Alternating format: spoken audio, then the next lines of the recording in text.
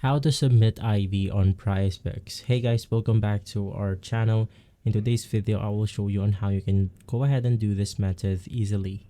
Now, you can go ahead and do all of these steps right here from the application itself, but since I'm not applicable to download the application on my region, I'll just go ahead and show you the general settings or the general know-hows on how you can do this. Now, you simply want to go ahead and open up your application, and from there you can just navigate through your profile icon and you will be able to see a button called verification. Now you can just go ahead and answer the following questions in order to go ahead and submit your ID here on Prizepicks. Now, why am I being asked for my 4-digit SSN? If your account isn't automatically verified after you sign up, that means they need more information so they can verify your identity.